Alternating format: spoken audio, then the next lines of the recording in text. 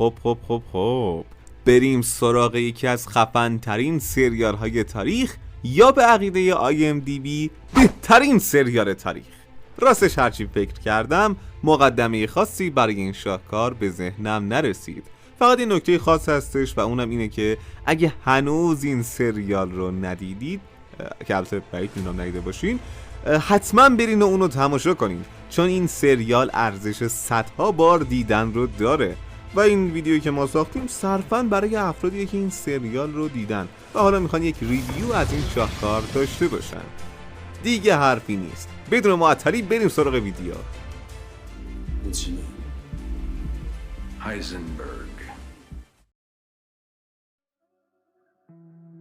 با شروع فیلم ما یک ون رو میبینیم که توی بیابون در حال حرکته، ولی چیزی نمیگذره که متوقف میشه و یه مرد لخت به همراه یه ماسک ازش بیرون میاد.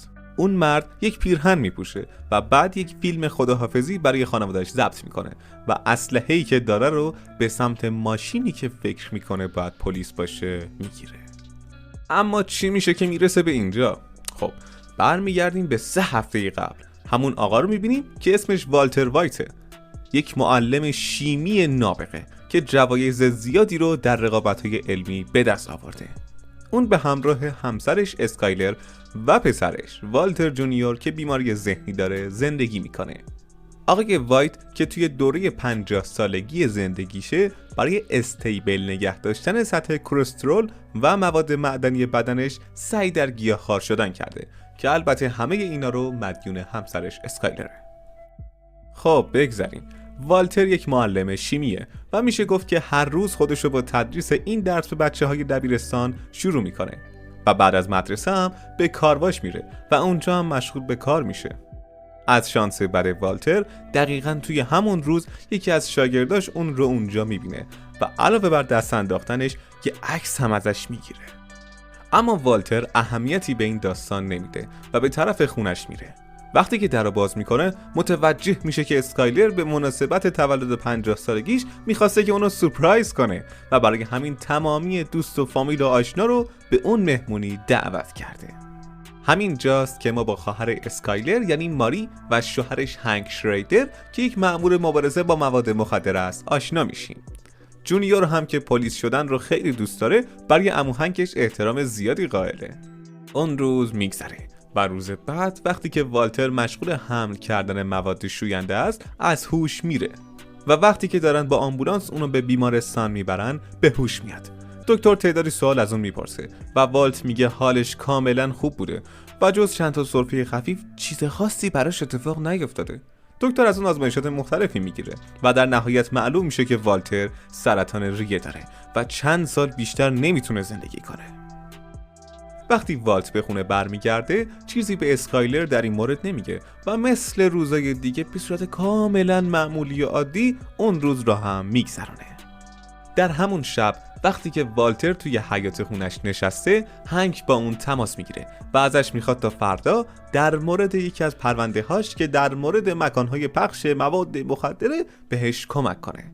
والت هم قبول میکنه و اونها روز بعد همدیگر رو میبینن. وقتی هنگ و همکارش به داخل یکی از اون خونه ها میرن، والت یک شخص آشنا رو میبینه که از پنجره یکی از اون خونه ها بیرون میاد و فرار میکنه، اما والتر هیچ به هنگ نمیگه. شب که میشه والتر به سراغ همون پسری که اسمش جسی پینکمن میره، پسری که سالها قبل شاگردش بوده در مدرسه و در مورد بعد از ظهری که گذشته با هم حرف میزنن. اما جسی طوری رفتار میکنه که انگار چیزی نمیدونه. اینجا والتر بهش میگه که میدونه که اون مواد فروشه و بعد پیشنهاد شروع این کار رو به اون میده، چون اون میتونه در پخت شیشه و جسی هم در پخش اون با هم دیگه همکاری کنن.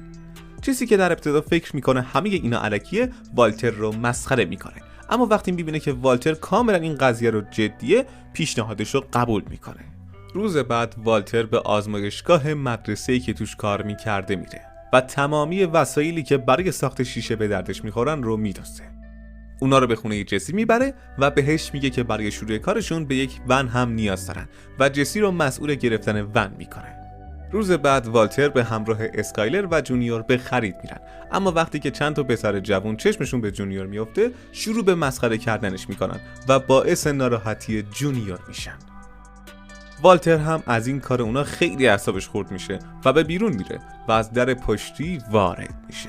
یکی از اونا رو پخش بر زمین میکنه و چند تا ضربه به پاش وارد میکنه. اونا هم میبینن که والتر خیلی دیگه اعصاب تعطیله و خیلی عصبانی شده، اونجا رو ترک میکنن. جونیور و اسکایلر هم خیلی تعجب میکنن چون قبلا همچین چیزی رو از والتر و پدر خانواده ندیده بودن. چند ساعت بعد از اون ماجرا آقای وایت و جسی با ونشون به وسط بیابون میرن و بعد از اینکه والتر لباساشو در میاره فرآیند تولید شیشه رو استارت میزنن. بعد از چند ساعت کار کردن والتر اولین شیشه خودشو تولید میکنه.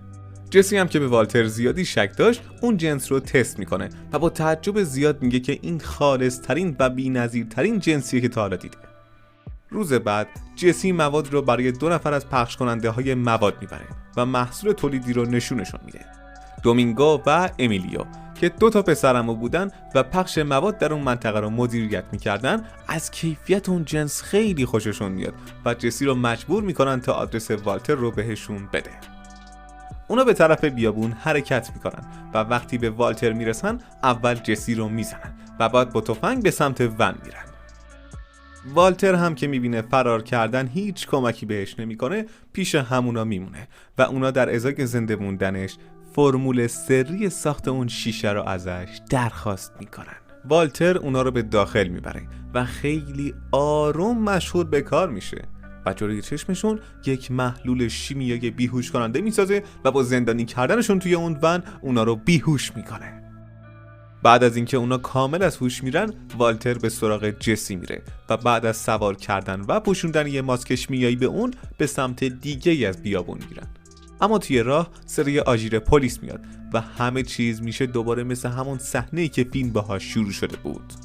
همونطور که در ابتدا گفتیم والتر تفنگش رو به سمت ماشین نشونه میگیره و بعد از اینکه ماشین بهش میرسه متوجه میشه که اون ماشین آتش نشانیه. برای همین خیلی سریع تفنگ رو قایم میکنه و اون قضیه تموم میشه. صبح روز بعد وقتی که والتر در حال خوردن صبحونه است جسی به خونش زنگ میزنه و اونم خیلی هول شده سریع گوشی رو برمیداره و خیلی رمزی شروع به صحبت کردن با جسی میکنه. جسی بهش میگه که اون 2 نفری که دیروز با خودشون آوردن هنوز زندن و اون مواد نتونسته اونا رو بکشه. برای همین آقای وایت بعد از برداشتن اسید فالوریک به طرف خونه جسی میره. بعد از تماس جسی به داخل ون میره تا به اونی که زنده مونده بود سر بزنه، ولی متوجه میشه که اون فرار کرده و فقط جسد امیلیوی که توی ون مونده. از خوششانسی زیادی که والتر داره به سمت خونه جسی حرکت میکنه و دومینگو رو یهو میبینه و هر طور که هست سوارش میکنه و به طرف خونه جسی میبره. بعد از اینکه دومینگو رو توی طبقه پایین میبندن به طرف بالا میرن و بعد از کلی بگو مگو تصمیم میگیرن تا جسد اونا رو توی اسید حل کنن و از شرشون خلاص بشن. اما از طرفی دومینگو هنوز زنده بود و باید اون رو هم میکشتن. جسی و والتر هم کلی سر اینکه کدومشون برای خرید بشکه و کدومشون دومینگو رو بکشه بحث میکنن و در نهایت برای حل این مشکل سکه میندازن که معلوم میشه آقای وایت باید دومینگو رو بکشه و جسی هم برای خرید بشکه و اسید به بیرون بره. اونها از هم جدا میشن و هر کدوم سعی میکنن تا اون کاری که باید رو انجام بدن. در همین حین اسکایلر که جدیداً خیلی به شوهرش شک کرده مشخصات فردی که صبح با شوهرش تماس گرفته بود رو در میاره و متوجه میشه که اون فرد یک منحرف و یک مواد فروش به اسم جسی پینکمنه. والتر هم که کلی به خودش کلنجار رفته بالاخره تصمیم میگیره که به زیر زمین بره و کار دومینگو رو یکسره کنه، ولی وقتی به اونجا میرسه دلش برای اون میسوزه و بهش مقداری آب و غذا میده. اون که میدونه از پس این کار بر نمیاد به طبقه بالا میره و با حال خرابی که داره با مخدرهای جسی یه جور سیگار درست میکنه و اون رو میکشه. اون روز رد میشه. توی روز بعد وقتی که والتر به همراه همسرش برای چک کردن شرایط بچه به بیمارستان میرن متوجه میشن که بچهشون دختره که ناگفته نماند که این خبر اونا رو خیلی خوشحال میکنه. اما هنوز پاشون رو از در اتاق بیرون نذاشتن که اسکایلر میگه که یه چیزایی در مورد جسی پینکمن فهمیده و میخواد بدونه که ارتباط اون با شوهرش چیه. والتر هم که میدونه نمیشه اسکایلر رو به همین آسونیا پیچون میگه که جدیدن یه سری مشکلات براش پیش اومده و به مخدر رو آورده، برای همین با اون در تماسه تا بتونه ازش جنس بگیره. اون روز رد میشه و روز بعد والتر برای تدریس به مدرسه میره. جسی هم برای اینکه جنازه امیلیو رو به وسیله اسید از بین ببره اونو به داخل خونش میکشه که در همین لحظه اسکایلر وارد خونش میشه و بعد از معرفی کردن خودش به جسی میگه که اگه یه بار دیگه به شوهرش جنس بفروشه آدرس اون رو به شوهر خواهرش که در سازمان مبارزه با مواد مخدر کار میکنه میده و بعد از کلی تهدید جسی رو ترک میکنه. از خوششانسی زیاد اسکایلر اصلا متوجه جنازه‌ای که اونجاست نشد و جسی هم بعد از رفتن اسکایلر جنازه رو به داخل خونه میاره و چون نتونسته بود از اون بشکه‌های مخصوصی که آقای وایت میگفت پیدا کنه جنازه رو داخل وان میذاره و روش اسید میریزه. مدتی از اون ماجرا میگذره و آقای وایت به خونه جسی میاد. جسی هم که فکر میکنه عجب نابغه‌ایه به والتر میگه که به جای استفاده از اون بشکه ها جنازه رو توی وان حمومش گذاشته و روش اسید ریخته. ولی مدتی از این جمله جسی نمیگذره که صدای چیک چیک آب میاد و وقتی که اونا به طرف صدا میرن وانی که جسی امیلیو رو توش گذاشته بود سوراخ میشه و جنازه تیکه تیکه شده به همراه وان به پایین میافته و معلوم میشه که اون اسید همه چی رو خورده و هیچی از سقف و وان باقی نمونده. اینجاست که آقای وایت به جسی میگه که دلیل اینکه بهش گفت اون بشکه ها رو بخره همین بوده، چون اسید توانایی خورندگی هر چیزی رو به جز پلی اتیلن رو داره و چون اون بشکه ها جنسشون از پلی اتیلنه اگه جنازه و اسید رو با هم دیگه توش میذاشن هیچ وقت همچین اتفاقی نمیافتاد. اونا شروع به تمیز کردن اونجا میکنن که یهو والتر یاد یه خانومی میافته که داشتن با هم دیگه در مورد پلی اتیلن و اسید تحقیق میکردن. مدتی میگذره و بعد از تمیز کردن اونجا جسی به داخل دستشویی میره و شروع به کشیدن جنس هایی که پختن میکنه، اما در همین لحظه والتر وارد میشه و جنس ها رو ازش میگیره. اول بهش یادآوری میکنه که اونا فقط تولید کنندن و دوم هم بهش میگه که این جنس ها فقط برای فروشه نه مصرف شخصی. اما جسی که گوشش به کار نیست سر مواد با والتر دعوا میکنه و در نهایت هم بهش میگه که هنوز کاری که باید میکرده رو نکرده، یعنی کشتن دومینگو و خلاص شدن از شرش. والتر هم که خیلی این کار براش سخته دلایل خوب و بدش از کشتن دومینگو رو توی کاغذ مینویسه و به این نتیجه میرسه که اگه دومینگو رو آزاد کنه اون خانواده‌اش رو میکشه. برای همین نمیتونه با خودش کنار بیاد. از طرفی اسکایلر هم باش تماس میگیره و بهش میگه که چرا هنوز به خونه نیومده. والتر هم واقعا دلیلی برای این کارش نداره و یه جوری اسکایلر رو میپیچونه و همین باعث میشه تا اسکایلر بیشتر از قبل به شوهرش شک کنه. روز بعد دوباره والتر برای دومینگو غذا درست میکنه و وقتی داره بشقاب غذا رو به پایین میاره از حال میره و برای مدتی بیهوش میشه و در همین مدت دومینگو یکی از تیکه های شکسته شده بشقاب رو برمیداره و قایم میکنه.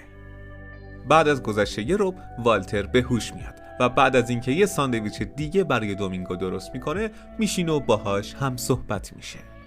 اونا مدتی رو با هم دیگه حرف میزنن و والتر همه چی رو در مورد زندگی خودش به دومینگو میگه و کلی باهاش خوب میشه، در حدی که در نهایت هم حتی تصمیم میگیره تا اونا آزاد کنه. والتر به طبقه بالا برمیگرده و بعد از اینکه کلید رو برمیداره به سرش میزنه که تیکه های شکسته شده بشقاب رو هم یه نگاهی بندازه. همینجاست که متوجه میشه که یه تیکه از بشقاب دست دومینگوه و در صورتی که اونو باز کنه دومینگو اون رو خواهد کشت. والتر بعد از کلی کلنجار رفتن با خودش بالاخره به زیر زمین میره و به دومینگو میگه که برگرده تا دستش رو باز کنه که در همین لحظه دومینگو به اون حمله میکنه ولی دیگه خیلی دیر شده. روز بعد جسی به خونه میاد و وقتی ون رو چک میکنه میبینه که هیچ چی توش نیست و انگار والتر دیگه بیخیال شده. در همین حین هنگ که برای مأموریت جدیدش به همون جایی که والتر پخت میکرد رفته بود متوجه شد که یه ماسک و یه مقدار شیشه که از دست دومینگو افتاده بود توی بیابون پیدا شده و سرنخ دیگه از این ماجرا ندارن. برای همین مدارک رو به اداره بردن تا اطلاعات جدیدی از این ماجرا دستشون بیاد. والتر هم که کشتن دومینگو خیلی روش تاثیر گذاشته بود بعد از 2 روز بالاخره به خونه برمیگرده و نهایتاً برای اینکه اسکایلر به این کارش شک نکنه همه چی رو در مورد بیماریش و سرطانی که باهاش دست و پنجه نرم میکنه رو به اسکایلر توضیح میده. چند روزی میگذره و توی آخر هفته اسکایلر خواهرش رو به داخل خونش دعوت میکنه و موقع نهار وقتی که دارن با هم دیگه خاطره بازی میکنن و از روزای جوانیشون به هم میگن، اسکایلر حالش بد میشه و به داخل خونه میره. شب که میشه اونا همه چیز رو به ماریا هنگ میگن و کلی سر این قضیه با هم بحث میکنن که اسکایلر دلیل این سرطان رو آزمایشگاهی میتونه که والتر 20 سال پیش توش کار میکرده و دلیلش هم نزدن ماسک های شیمیایی و وضعیت بهداشتی افتضاح اونجا بوده. و خلاصه سر ریز بریز اتفاقاتی که رخ داده با هم حرف میزنن. اما در نهایت ماری میگه که به جای این کار بهتره که شرایط جسمی والتر رو جدی بگیرن و برای بهبودیش توی جلسات شیمی درمانی شرکت کنن. دقیقاً توی همون شب جسی به همراه دوستاش مواد میزنن و در مورد اینکه این جنس جدیده چقدر نسبت به جنس قبلی بهتره بحث میکنن.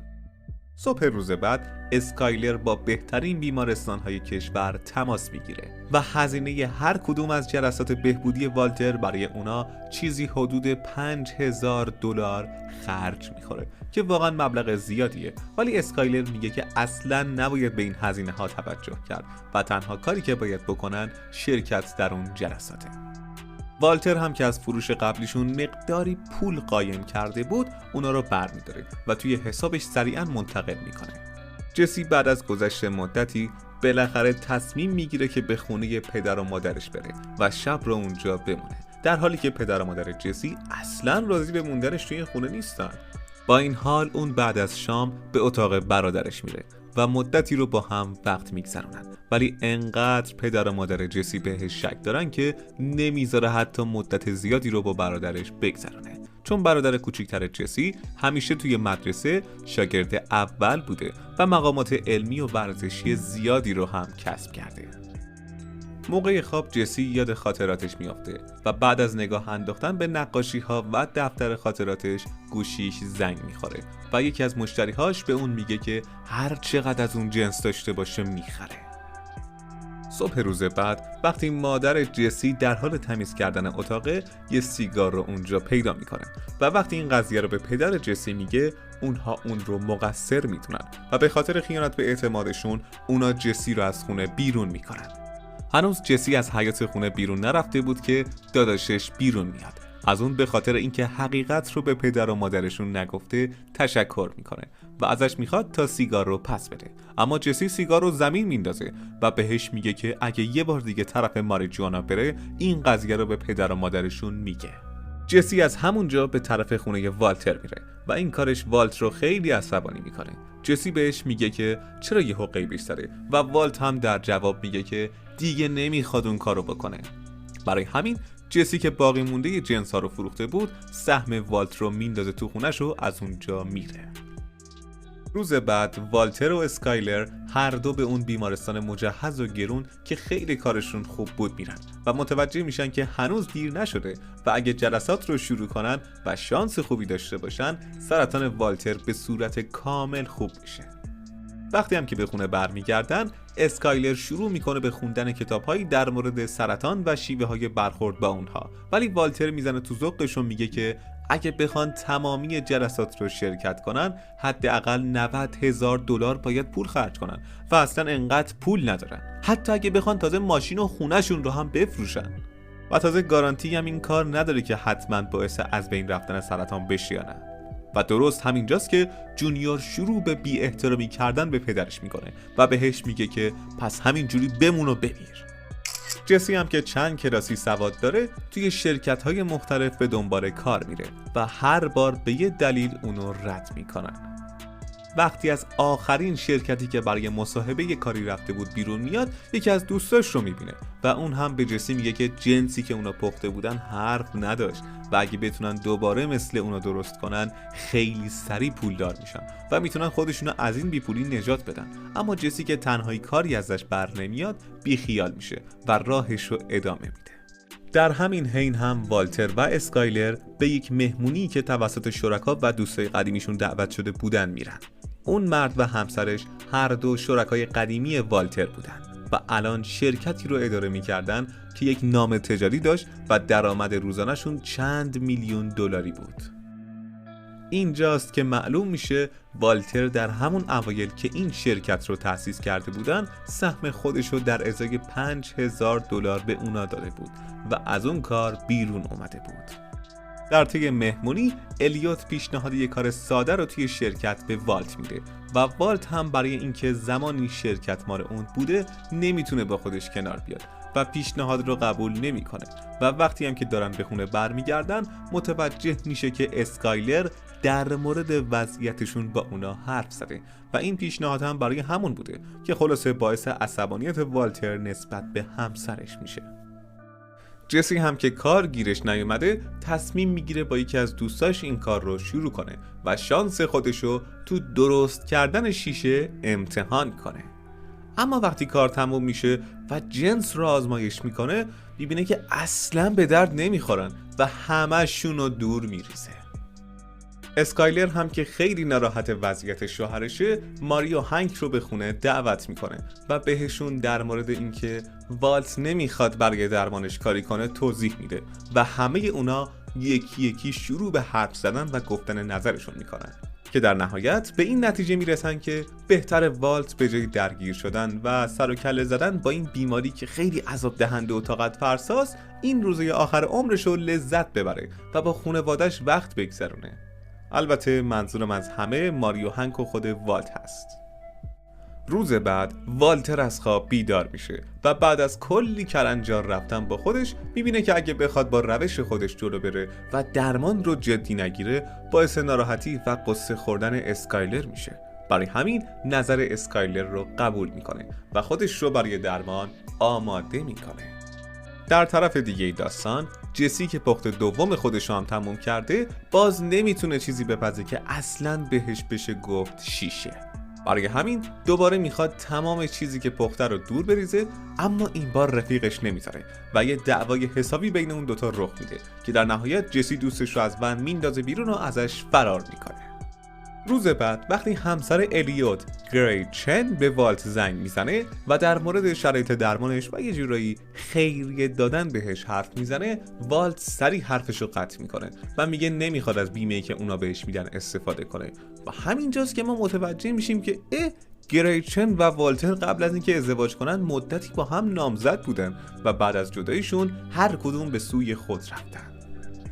مدتی میگذره و هر طور که هست والتر اولین جلسه کیمیاتراپی خودش رو که $5000 هم براش خرج میبرد رو انجام میده و بعد از اون به سراغ جسی میره. اون ازش میخواد تا دوباره پخت شیشه رو شروع کنن و کارشون رو از اول راه بندازن. جسی هم که از خدا خواسته است قبول میکنه و اونا بعد از تقسیم وظایف از هم جدا میشن. والت به مدرسه میره و تدریس رو دوباره شروع میکنه ولی این بار سرفه‌ها واقعا اذیتش میکنن و برای همین کلاس رو ترک میکنه و به سرویس میره تا شاید کمی بهتر بشه. نظافتچی اونجا هیوگو هم که میبینه والت حال و روز خوبی نداره بهش کمک میکنه و کاری والت رو براش انجام میده. توی روز بعد اسکایلر به همراه همسر و بچهش به یک مشاوره دست جمعی خانوادگی میرن و اسکایلر در مورد اینکه شوهرش شبها دیر میاد و باعث ناراحتی شده به مشاور توضیح میده. والتر هم در جواب میگه که همه اینا به خاطر این بوده که اون چند وقتیه که حال خوبی نداره و تنهایی براش مثل دوا میمونه، چون میتونه با قدم زدن بین گل و درختا حس سرزندگی و شادابی بیشتری داشته باشه که وقتی مشاور این حرفای والت رو میشنوه حق رو به اون میده و از اسکایلر میخواد تا کمی بیشتر به شوهرش تایم خالی بده تا اینطوری اون حس بهتری نسبت به زندگی پیدا کنه. والت بعد از ترک اونجا به سراغ جسی میره و اونا دوباره پخت خودشون رو شروع میکنن. مدتی از شروع پخت نگذشته که والت حالش بد میشه و به بیرون ون میاد. همینجاست که جسی رد کیمیاتراپی های روی بدنش رو میبینه و متوجه میشه که والتر سرطان داره و همه این کارایی که میکنه دقیقاً به این خاطر بوده که قبل از مرگ یک مقدار سرمایه برای خانواده‌اش کنار گذاشته باشه. در نهایت هر طور که هست پختشون رو تموم میکنن و جسی هم برای فروش به سطح شهر میره. توی روز بعد جسی پیش والتر برمیگرده و سهمش که حدود $1300 شده رو بهش میده. اما والتر عصبانی میشه و بهش میگه که این مقدار پول اصلا ارزش ریسک کردن نداره و بهتره که به جای پخش کردن دنبال یک پخش کننده خوب بگردن و این کار رو به اون میسپارن. در همین حین هنگ متوجه میشن که ماسکی که اون روز پیدا کرده بودن برای دبیرستانیه که والتر توش کار میکرده و شیشه‌ای که به دست اومده بود خالص ترین شیشه‌ای که اونا دیدن. این اتفاقات باعث میشه که اونا به این پی ببرن که پای یک نفر دیگه هم توی تولید شیشه در میونه و باید تحقیقاتشون توی این زمینه رو هی بیشتر و بیشتر کنن. توی همون روز هنگ به مدرسه والت میره و بهش میگه که توی پروژه جدیدش به یه سرنخهایی رسیدن که نشون میده که یه سری اتفاقاتی توی آزمایشگاه اون مدرسه رخ داده و بعد از والت درخواست میکنه تا به آزمایشگاه مدرسه برن و یه لیست از وسایلی که اونجاست بنویسن. همین کار رو هم میکنن و هنگ متوجه میشه که یه سری از وسایل آزمایشگاه تعدادشون کمتر شده و قاعدتاً دزدیده شدن. در همین لحظه جسی به آقای وایت زنگ میزنه و بهش میگه که یه پخش کننده کله گنده و خوب رو به اسم توکو پیدا کردن که جنسشون رو با قیمت خیلی خوبی ازشون میخره و برای معامله میخوان پیش اون برن. والت هم تلفن رو قطع میکنه و پیش هنگ برمیگرده. در همین حین جسی و دوستش هم پیش توکو میرن و جنسی که ساختن رو بهش نشون میدن. توکو هم بعد از اینکه جنس جدید رو امتحان میکنه به جسی میگه که تا حالا همچین چیزی رو ندیده و واقعا این جنس با بقیه جنسا فرق داره. جسی هم بابت جنسا از توکو طلب پول میکنه اما اون بهش پولی نمیده و ازش میخواد تا از اونجا بره بیرون. اما جسی که برای پول به اونجا اومده بود سعی میکنه که جنسا رو برداره و فرار کنه، اما آدمای توکو جلوشو میگیرن و توکو اون رو حسابی کتک میزنه. بعد از تحقیقات پلیس اونها به این نتیجه میرسن که هیوگو کسی بوده که وسایل رو از آزمایشگاه خارج کرده. برای همین اونو دستگیر میکنن و به اداره میبرن. توی همون شب دوباره همه پیش هم جمع میشن و هنگ راجع به اینکه هیوگو اون وسایل رو از آزمایشگاه دزدیده به همه توضیح میده و میگه که اونا موفق شدن که مقداری ماریجوانا هم از توی ماشینش پیدا کنن که جرمشو سنگین‌تر کنه. اینجاست که والت احساس گناهکار بودن بهش دست میده و خب با این حال هیچ کاری هم از دستش بر نمیاد. قبل از خواب والت میره تا دوش بگیره اما متوجه ریزش موهاش میشه و این قضیه خیلی اونو ناراحت میکنه. بعد از حموم والت به جسی زنگ میزنه و متوجه میشه که اونو به یک بیمارستان بردن و حسابی هم حالش بده. برای همین اون به بیمارستان میره و همه چی از دوست جسی میپرسه. بعد از اون به خونه میره و تصمیم میگیره که موهاشو کوتاه کنه که البته این کار خیلی خانوادش رو متعجب میکنه. بعد از ظهر اون روز والتر با یه پلاستیک شیشه پیش توکو میره و ازش درخواست $15,000 پول برای جنسایی که آورده و $15,000 هم برای آسیبی که به جسی زده میکنه. توکو والتر رو جدی نمیگیره و والت هم برای اینکه حساب کار دست توکو بیاد یه تیکه از جنسایی که دستشه رو به سمت دیوار میندازه و اون جنس مثل یک نارنجک اونجا رو منفجر میکنه. توکو هم که متوجه میشه والت مثل جسی نیست پول رو بهش میده و ازش میخواد تا هفته بعد هم مقدار بیشتری از اون شیشه براش بیاره. والت پس از ترک اونجا به داخل ماشینش میره و از این کار احساس سرزندگی بهش دست میده و برای خودش لقب هایزنبرگ رو انتخاب میکنه. روز بعد والتر به سراغ جسی میره اما متوجه میشه که به خاطر بیپولی جسی خونش رو برای فروش گذاشته و خود جسی هم توی ون زندگی میکنه. اون پیش جسی میره و سهمش از این کار رو بهش میده. جسی هم که برگاش ریخته نمیتونه باور کنه که والت رفته و پولشون از توکو پس گرفته. خلاصه بعد از کلی بحث کردن والت به جسی میگه که برای هفته بعد حدود 1 کیلو از اون جنس رو بعد تحویل توکو بدن که واقعا مقدار زیادیه. اما جسی میگه که اونا مواد اولیه‌شون رو تموم کردن و برای ادامه تولید به مواد بیشتری نیاز دارن. یه هفته میگذره و توکو برای گرفتن جنسش پیش والت یا همون هایزنبرگ بزرگ میره و اونا مقدار جنسی که تونستن بپزن رو به توکو میدن. اما توکو که مقدار بیشتری رو میخواست عصبانی میشه و سر اونا داد میزنه. اما والت میگه که مواد اولیه‌شون تموم شده بود و اونا قصد دارن که تا این هفته مواد اولیه بگیرن و برای جبران حاضرن که 4 کیلو جنس تحویل توکو بدن. توکو هم که از شنیدن خبر خیلی خوشحال میشه، پولشون رو میندازه جلو پاشون و اونا رو ترک میکنه. اونا به خونه برمیگردن و جسی در مورد اینکه اونا نمیتونن این همه جنس رو تا هفته بعد تحویل بدن با والت بحث میکنن. اما والت انگار نقشه دیگه‌ای داره و چیز زیادی به جسی در این باره نمیگه. برمیگردیم به خونه والتر وایت بزرگ، یعنی درست زمانی که اونا یک جشن کوچیک واسه قبل از به دنیا اومدن بچه والتر و اسکایلر گرفتن. مدتی از جشن میگذره و اونا شروع به باز کردن هدایا میکنن، اما یک هدیه توجه همه رو به خودش جلب میکنه. اونم هدیه‌ایه که ماری خواهر اسکایلر براشون گرفته، هدیه‌ای با روکشی از طلا و مرواریدهای گرون قیمت تزیین شده. شب که میشه اسکایلر تصمیم میگیره که بره و اون دستبند رو بفروشه، چون به درد بچهشون نمیخوره و از طرفی میتونن تا مقدار زیادی از هزینه‌های کیمیاتراپی والتر رو با اون پوشش بدن. جسی هم در همین حین تمام مواد مورد نیازشون رو برای پخت جور میکنه و به والت میگه که هر کاری که میشد کرد، اما نتونست سدیم هیدروکسیدی رو برای تولیدی که نیاز دارن پیدا کنه. والت هم یک نقشه‌ای میکشه و تصمیم میگیره تا اون مقدار موادی که میخوان رو از یک منبع بزرگ بدزدن. در همین حین اسکایلر هم که قصد داشت اون دستبند رو بفروشه، به یک جواهر فروشی بزرگ در سطح شهر میره و دستبند رو به اونا نشون میده. اونا هم که چند روز پیش این دستبند رو گم کرده بودن، با خیال اینکه اسکایلر اونو دزدیده نگهش میدارن و با پلیس تماس میگیرن.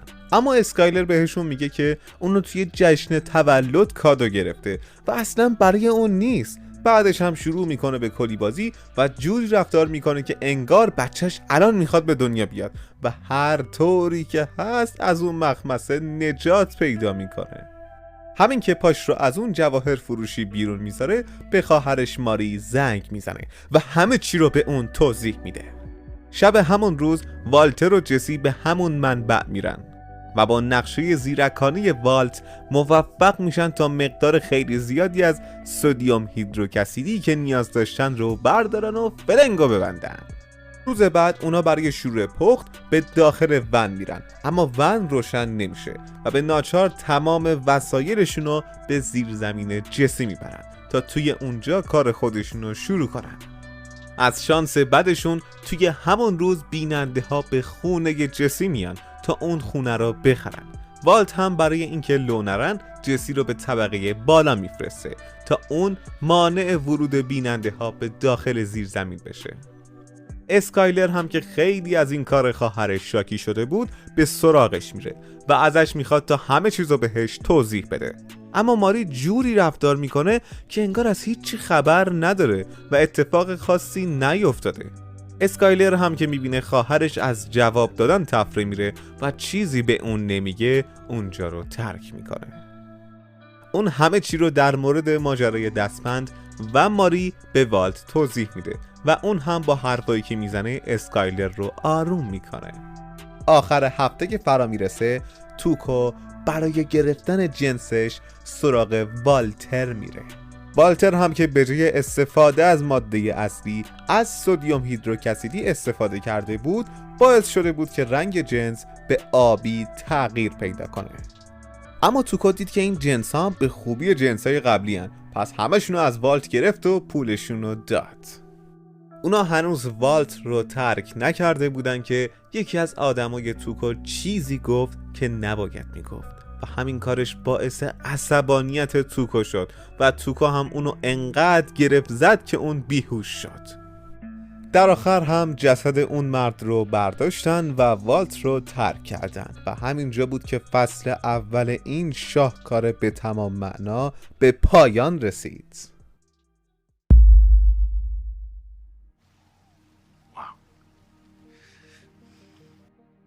خب دوستان عزیز، امیدوارم که از این ویدیو خوشتون اومده باشه. ممنون میشم که اگه به ساخت خلاصه فصل دوم این سریال علاقه دارید با لایک و کامنتتون این قضیه رو به ما بگید. هرچی لایک ها بیشتر باشه ما سریعتر نسبت به ساخت ویدیوی بعدی اقدام میکنیم. ممنون از نگاه گرمتون.